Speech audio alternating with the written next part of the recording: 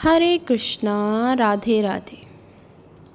तो ये 7वें अध्याय का आगे का पाठ है जो मैं विस्तार पूर्वक आप सभी से कहती हूँ। तो एक जल का लोटा लेकर अपने सामने बैठ जाएं और इस अध्याय को पूरा करें ताकि आपके इस अध्याय को सुनने का जो फल है वो आपके पितरों को मिले। तो श्री कृष्ण अर्जुन से कहते हैं कि हे धनंजय, मुझसे भिन्न दूसरा कोई भी परम कारण नहीं है। यह संपूर्ण जगत सूत्र के मणियों के सदृश मुझ में गुथा हुआ है। हे अर्जुन, मैं जल में रस हूँ, चंद्रमा और सूर्य में प्रकाश हूँ, संपूर्ण वेदों में ओंकार हूँ, आकाश में शब्द और पुरुषों में पुरुषत्व हूँ।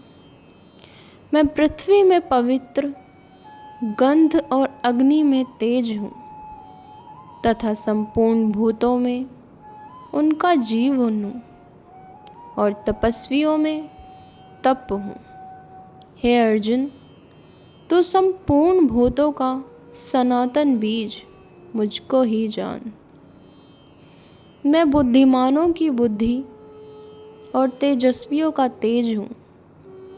हे भरत श्रेष्ठ, मैं बलवानों का आसक्त और कामनाओं से रहित बल अर्थात सामर्थ्य हूँ और सब भूतों में धर्म के अनुकूल अर्थात शास्त्र के अनुकूल काम और जो भी सत्वगुण से उत्पन्न होने वाले भाव हैं और जो रजोगुण तमोगुण से होने वाले भाव हैं, उन सब को तो मुझसे ही होने वाला है ऐसा जान।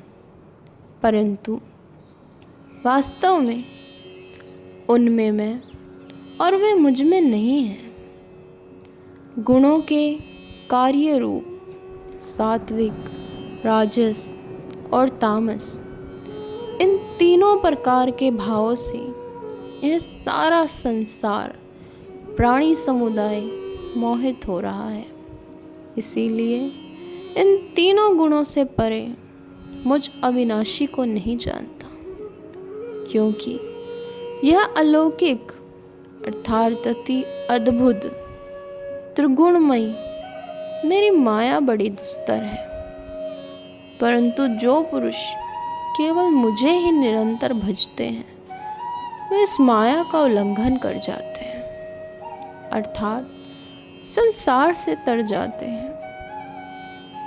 माया के द्वारा जिनका ज्ञान हरा जा चुका है, ऐसे असुर स्वभाव को धारण किए हुए मनुष्यों में नीच दूषित कर्म करने वाले मूढ़ लोग मुझे जानते ही नहीं। हे भरत वंशियों में श्रेष्ठ अर्जुन, उत्तम कर्म करने वाले अर्थार्थी, आर्थ, जिज्ञासु और ज्ञानी, ऐसे 4 प्रकार के भक्तजन मुझको भजते हैं। उनमें नित्य मुझ में एक ही भाव से स्थित अनन्य प्रेम भक्ति वाला ज्ञानी भक्त अति उत्तम है।